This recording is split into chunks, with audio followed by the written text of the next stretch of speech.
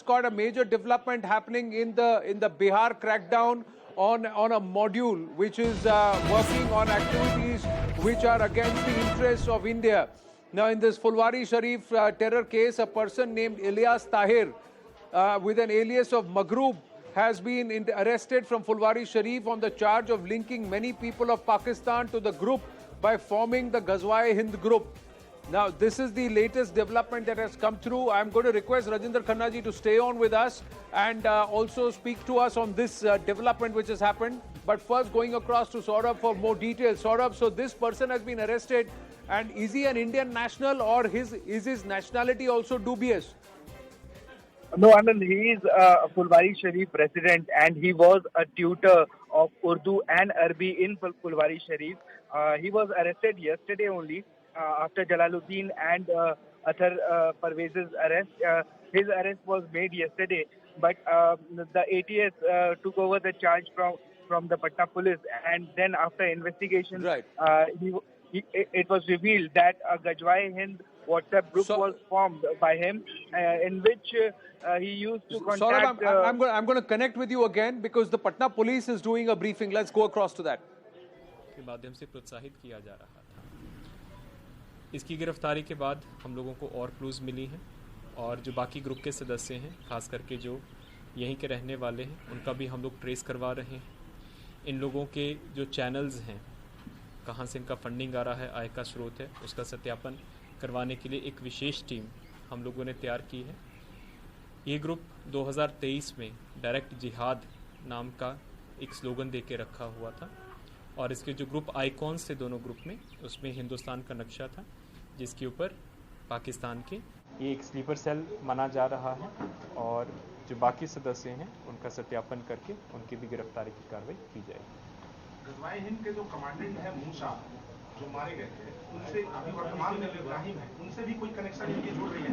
अभी हम लोगों के पास जो नंबर आए हैं, क्योंकि आप सभी जानते हैं कि वो लोग डायरेक्ट नंबर नहीं रखते हैं, ऐप्स के माध्यम से नंबर्स को क्रिएट करते हैं, तो अभी अनुसंधान प्रारंभ हुआ है, इसमें टोटल 181 सदस्य जो हैं, एक एक नंबर का विश्लेषण किया जाएगा, क्योंकि इसमें बहुत से नंबर ऐसे भी हैं जो दूसरे मुल्कों के नंबर हैं, जिनका डिटेल्स हम लोग यहाँ से डायरेक्टली प्राप्त नहीं कर सकते हैं। उसके लिए हम लोगों को अन्य जो सिस्टर एजेंसीज उनका सहयोग प्राप्त करना पड़ेगा।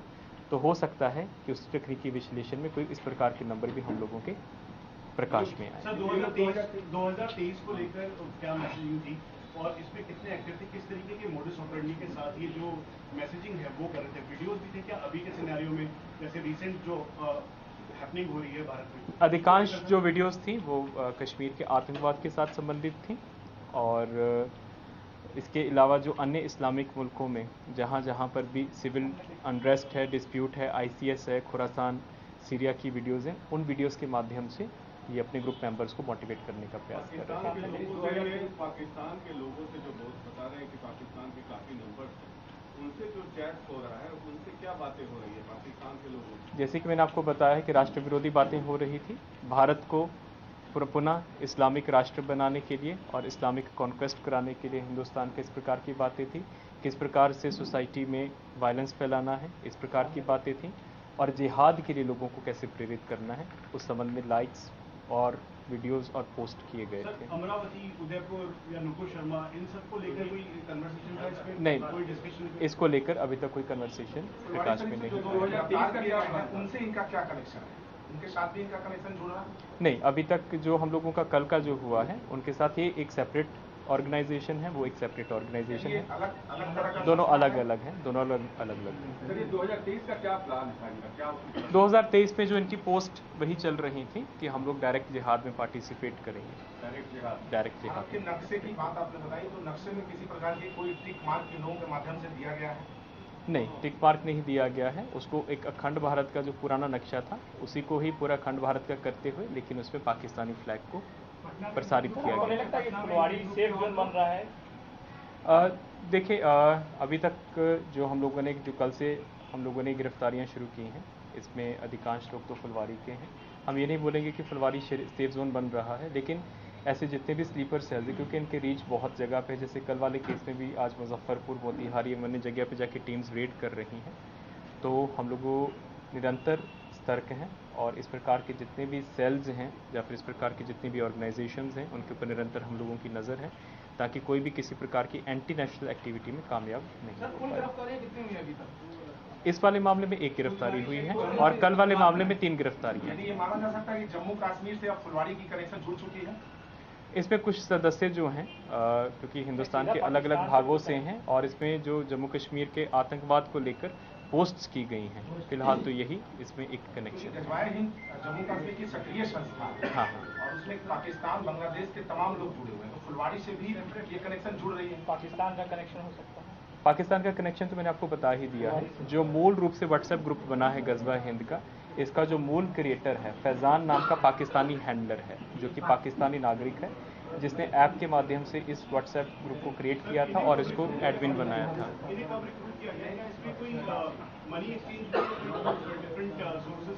अभी क्योंकि बिल्कुल पूछताछ चल रही है फिलहाल, क्योंकि बाहर रहा है, जैसे मैंने आपको बताया कि लगभग 14 साल ये गल्फ में यूनाइटेड अरब अमीरात में रहा है, तो अभी तक तो हम लोग यही मान के चल रहे हैं कि वहाँ पे भी हो सकता है कि संपर्क में आया। जो एक्टिव कार्यकर्ता हुआ है 2020 से। पाकिस्तान के कोई बड़े कमांडर टेररिस्ट जो होते हैं वहाँ पे उनसे कोई संपर्क या उसके हम लोग अनुसंधान करेंगे, क्योंकि आप सभी वाकिफ़ हैं कि जो व्हाट्सएप ग्रुप के नाम होते हैं वो सीडोनिम्स होते हैं और जब उन फ़ोन नंबर्स को डेवलप किया जाएगा तो हो सकता है कि इस प्रकार का जो बातें हैं प्रकाश में आएंगी। ग्रुप से जुड़ा था, ये कुछ जानकारी मिल पाई है क्या? ग्रुप कब जुड़ा और क्या कोई मनी ट्रेल हुआ है? ये 2016 में जुड़ा था और जो मनी ट्रेल है हम इनके बैंक अकाउंट्स ले रहे हैं। बैंक अकाउंट, आधार कार्ड वो लेके फिर जो हमारा प्रवर्तन निर्देशालय इन्फोर्समेंट डायरेक्टरेट को हम लोग रिक्वेस्ट करेंगे, क्योंकि इसमें हो सकता है कि इंटरनेशनल लिंक्स भी हों और होंगे भी, क्योंकि इसमें जो ग्रुप के सदस्य हैं बांग्लादेश के भी हैं, यमन के भी हैं और अन्य देशों के भी हैं। तो इसलिए हम लोग जो मनी ट्रेल का और मनी लिंक्स का जो है उसके लिए हम लोग अलग से अनुसंधान करने के लिए प्रवर्तन निर्देशालय को अनुरोध करेंगे। मास्टरमाइंड है या कोई हालिया दिनों में कोई बड़ी साजिश ऐसा कुछ आप लोगों को क्लू मिला हो, किसी बड़ी साजिश को अंजाम दे सकते थे? अभी तक तो जो अनुसंधान हुआ है उसमें जैसे मैंने आपको बताया कि वर्ष 2023 में डायरेक्ट जिहाद नाम की पोस्ट को ये लोग काफ़ी कर रहे थे, तो उसमें क्या साजिश थी अभी इनका इंटेरोगेशन चल रहा है, तो हो सकता है कि कोई ना कोई इस प्रकार का कार्रवाई। 183 लोग हैं, उसमें बिहार के कितने लोग अभी पटना से शामिल हैं, कुछ पता चल पाई है? अधिकांश लोग जो हैं सीडोनिम से जुड़े हुए हैं। उन लोगों के जब कैफ आ जाएंगे और सब्सक्राइबर डिटेल रिकॉर्ड्स आ जाएंगे तो उसके बाद क्लियर हो पाएगा कि उसमें कौन कौन से राज्य, कौन कौन से जिला और कौन कौन के देश।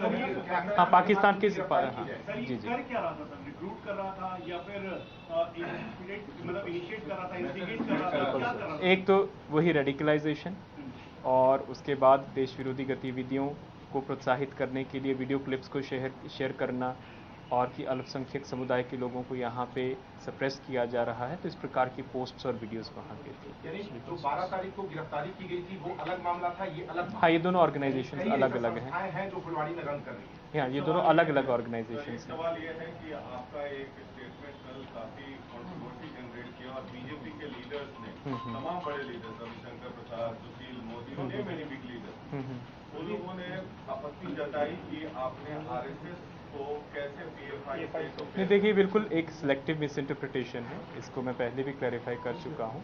कल का जो प्रेस कॉन्फ्रेंस हुआ था आप लोग सभी उसमें अधिकांश लोग शामिल थे, तो एक आप ही के जो पत्रकार बंधुओं ने क्वेश्चन किया था कि इस ग्रुप की कार्यशैली क्या है, तो हमारे पास जो डॉक्यूमेंट्स आए थे और जो इनकी इंटेरोगेशन रिपोर्ट जो कि राइटिंग में है, रिकॉर्डिंग में है और जो कि कोर्ट के समक्ष प्रस्तुत भी की गई हैं, उसमें उन्होंने जिस कार्यशैली का जिक्र किया था एक संस्था का नाम लेते हुए, उसी कार्यशैली को सिर्फ बताया गया था कि ये कार्यशैली ये अपना रहे थे। इसमें किसी भी प्रकार के दो संगठनों की तुलना करना या फिर उनका आपस में कंपैरिजन करना, ये बिल्कुल कोई उद्देश्य नहीं था और ये बिल्कुल निरार्थक बात है।